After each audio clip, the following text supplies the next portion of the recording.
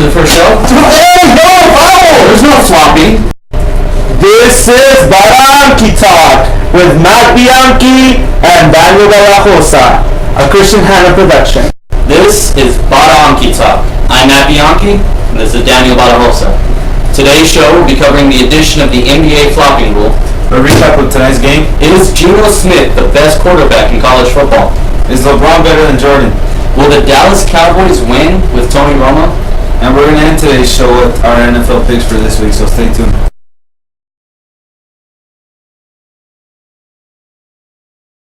So if you haven't heard by now, I don't know where you've been, but the NBA has instated a no flopping rule, which basically states if you are not contacted or barely contacted and throw yourself in a manner to draw a penalty, you will, on the first offense, receive a warning. And after that, the second offense is $5,000, the third offense is a fine of $10,000, the fourth, $30,000, and the fifth time you flop, you could face suspension. Your thoughts on this, Daniel?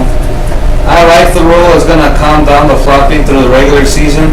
But my problem is when it comes down to the playoffs and the team is losing by 1 or 2, I'm pretty sure the player's going to take the fine and get that 2 free throws to whatever it takes to win the game. Yeah, you know what though, my only question is this going to lower the amount of penalties called in the game? Because are the refs going to be looking for those flops? That's a good point, but I guess we're just going to have to see how it plays out. Well, I, for one, like this rule. LeBron, D-Wade, Chris Bosh, they basically flopped their way to an NBA championship this year, so we'll see what happens. Not taking anything away from LeBron. LeBron, love you, baby. Follow me on Twitter at Badajosa.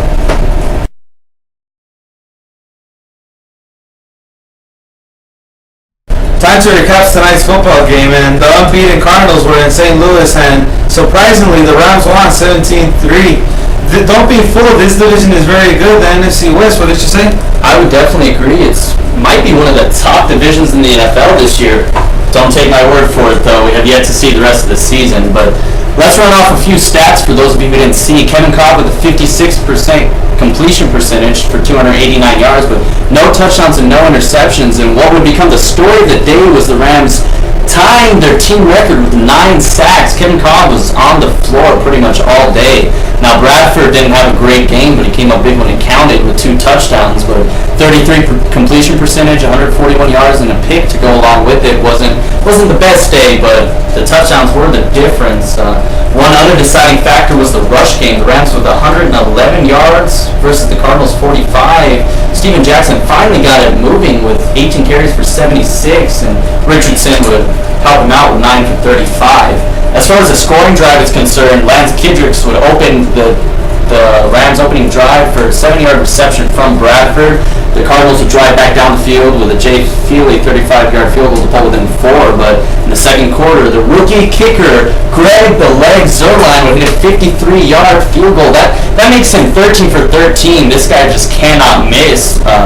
The halftime score was 10-3 Rams. No score in the third quarter, and in the fourth quarter, a 51-yard pass from Bradford to Gibbons would pretty much wrap it up. 17-3 Rams victory. Let's see if they carry the momentum next week at Miami. Well, don't be fooled by Miami's record either. They're actually looking pretty tough.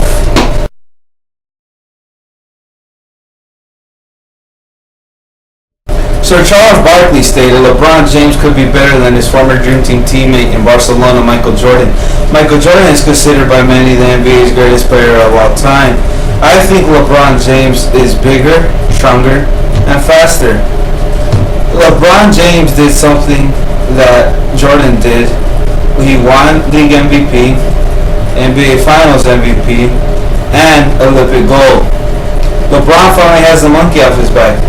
Now that he has his championship, the sky is the limit.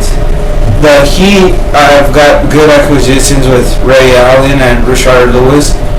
They'll be good for many years to come, right, Matt? MJ.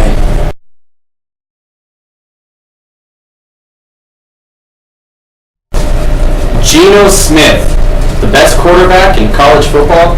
Now, we've all been hearing a lot about this kid ever since his Baylor game a couple of weeks ago. 45 of 51, 656 passing yards, 8 touchdowns, no interceptions. I mean, that's ridiculous, but he's been there before. Last season, 346 at 526 for 4,385 yards, 31 touchdowns, 7 interceptions. I mean, he's been there. I don't know why. He's just showing up on your radar. This season alone, he's already got 1,728 yards, an 83.4 completion percentage, 20 touchdowns, and most impressive to me is 0 interceptions with a QBR of 208.4. And he's done all this in only 4 games.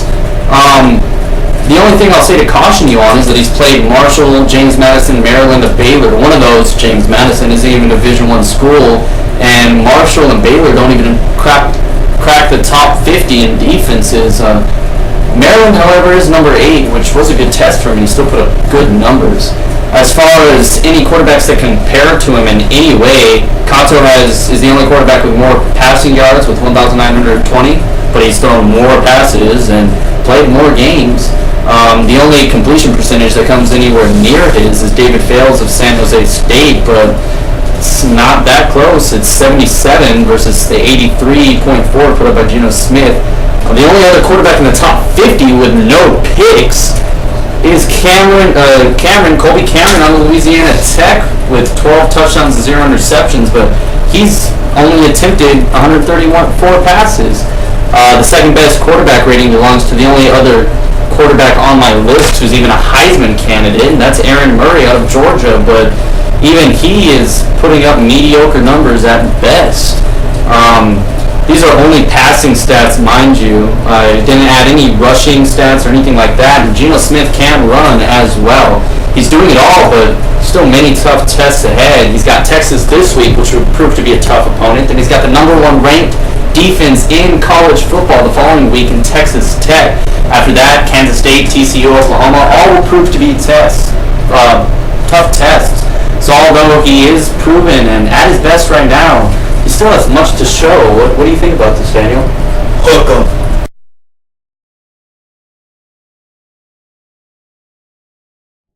And now for the main segment of this show. Can the Dallas Cowboys win with Tony Romo? Here's some career stats. Tony Romo has 149 touchdown passes, 72 interceptions, 49 and 33 career record. He's second all time in NFL history. All time? All time! Look at that. Stats don't lie. All time. 96.9. Amazing. That is his career passer rating. That's second all time, only to Aaron Rodgers, actually. To go along with that, he has several Dallas Cowboys records. He may be the most prolific passer in Cowboys history. Would you agree with that? I totally agree with that statement. Now, the dilemma comes in big time with this season. Only 5 touchdown passes, but 8 interceptions. Now, what you don't hear about is he has a 66.9 completion percentage, which is actually 9th in the league right now. And you don't hear about how those interceptions took place, but I'm going to take you in a breakdown of that.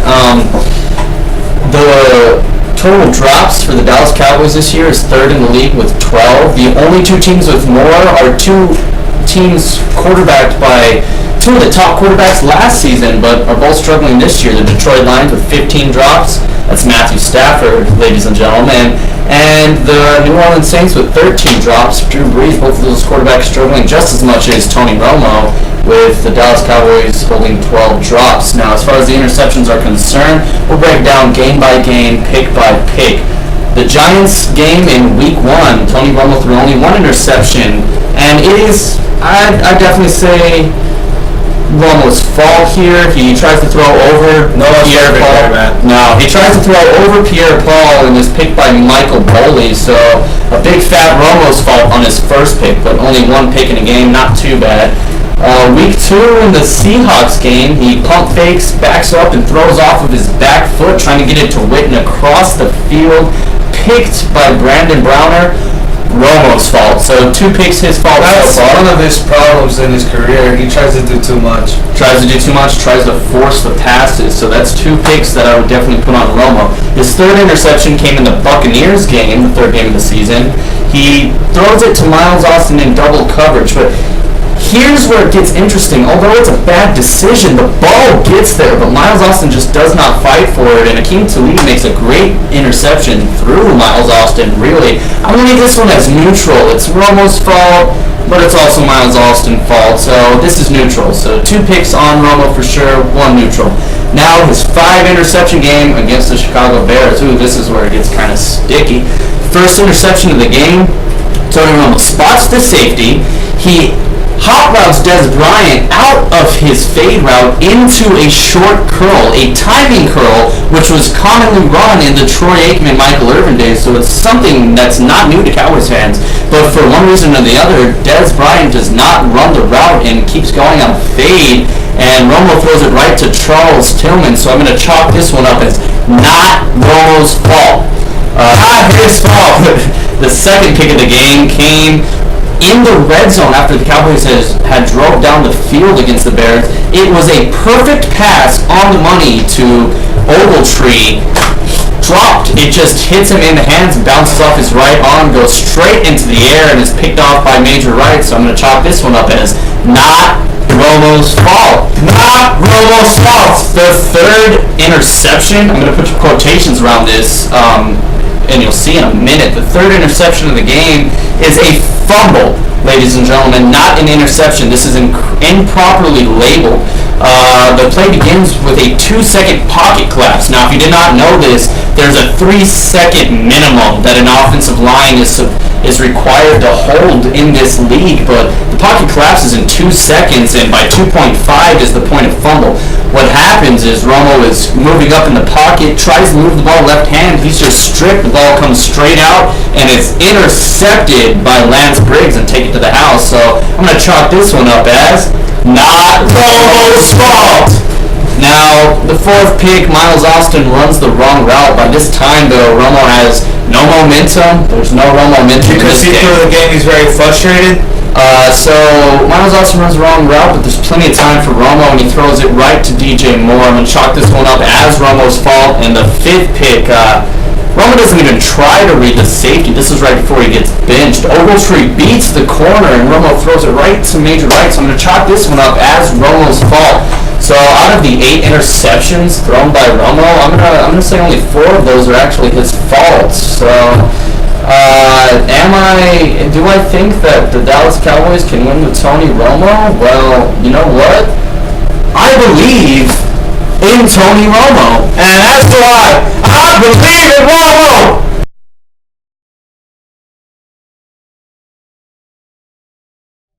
At the beginning of the 2012 season, many analysts, including myself, predicted the same good teams as last season: Baltimore, New England, Green Bay, San Francisco, and even with the bounty scandal, many people believed the New Orleans Saints would still be good. I picked the Saints to be 0-4. Sure you did, Daniel. It comes to that point of the show where we make our own predictions, and being at week 5 already, it's going to be interesting what you see, and we'll see if the 0-4 predictions here with Daniel hold up. First stop, Cincinnati. The Dolphins taking on the Bengals there. What do you see happening?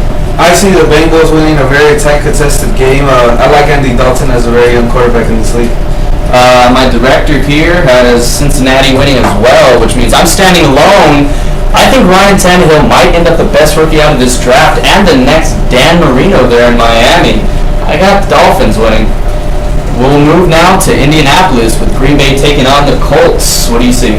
Aaron Rodgers had a very frustrated season with replacement refs. I think the Packers are on a mission and they're going to win hard. I got the Packers. The director has the Packers, and I just can't see Aaron Rodgers falling to 2-3. I got the Packers as well. Next game, Baltimore, Kansas City.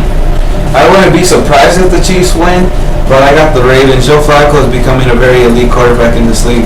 Well, me and the directors seem to agree with you. We both take the Ravens. Moving on, you got the Tennessee Titans taking on the very surprising Minnesota Vikings, sitting at 3-1. Yeah, I'm still surprised.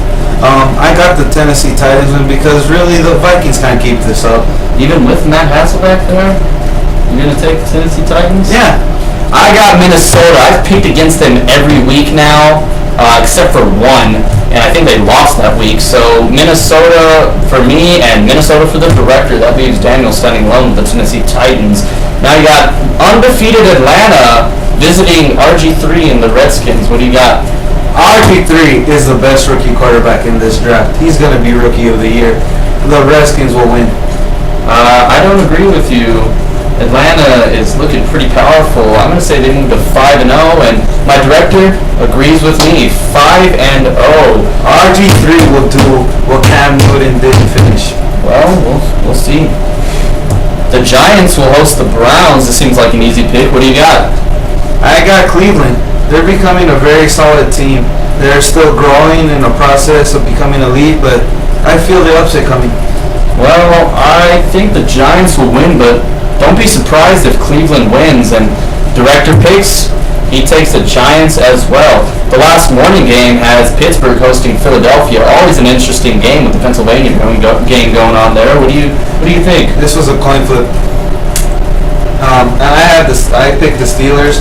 I like Michael Vick a lot, but the Steelers win. They have their defense back, don't they? They do. They got Troy Polamalu and James Harrison coming back. That's a three-way sweep. Pittsburgh for all three of us, including the director. That might be a trap, folks. Ladies and gentlemen, watch Philadelphia this week. Starting the afternoon games, you have Seattle visiting Cam Newton and the Carolina Panthers. What do you got? I got Superman. You do? I believe in the NFC West right now. And I'm going to take Seattle to go 3-2. That division's pretty tough, and my director seems to agree with me. He's going to take Seattle as well. Chicago, Jacksonville. What's your pick? I wouldn't be surprised if Jacksonville wins, but I think the Bears' defense will always bail out Jay Cutler's part games. I agree with you that Jacksonville is looking good, Blaine Gabbert there, but I'm going to take Chicago as well, and so is the director. That takes us to Denver at New England. Peyton versus Brady. What do you see happening there? Always an interesting game with those two players. I always think Brady is kind of like a Superman, and his kryptonite is Manning. I agree. His kryptonite is definitely Peyton Manning. And Eli. He just cannot beat the Manning boys, but our director is going to disagree with us here and take New England in that game. And our final afternoon game holds Buffalo visiting San Francisco. What do you got? I wouldn't be surprised if Buffalo wins, but San Francisco could possibly make the Super Bowl. I got San Francisco. San Francisco definitely looks like a Super Bowl team. I originally wanted to pick the Bills. I really did, with Fred Jackson and C.J. Spiller finally coming back from injury, but I don't know if Ryan Fitzpatrick can tear apart that strong San Francisco defense. So I'm going to take the 49ers, and the director will as well. Now, if we get to the Sunday night game, you got San Diego visiting New Orleans. What do you got there? Sunday night. We're not at Monday night yet. We'll get there. I'm sorry. San Diego visiting New Orleans. You're 0-4 Saints, actually, are involved in that. Yes, they are. I got the Saints winning. I got the Saints winning as well. I can't see Breeze falling to 0-5, but San Diego might be a Super Bowl team this year, as much as it pains me to say that. But we'll leave that to be determined. All three of us take the Saints in Sunday night, and the Monday night game, now it's time to start Tebowing. Houston visiting the Jets. What do you think? I think second quarter after Mark Sanchez throws an interception, the Tebow chants will start, and he'll finally play this season. Definitely time for some Tebow chants, but I don't think Tebow time is happening with the Super Bowl champions. The Houston Texans will win the Super Bowl this year, and I got them going 5-0, and so does the director here. I don't know if he's going to make as bold of a prediction as me, but watch it, folks. Houston Texans, best team in the NFL. So that wraps up our picks for this week, and that wraps up the show as well. I hope you guys all enjoyed it. Look at the description below. Follow me on Twitter, like our Facebook page. Anything else? You can send us an email with any questions or potential topics you have. Our email will be listed as well. That's going to be teambadaanki@gmail.com.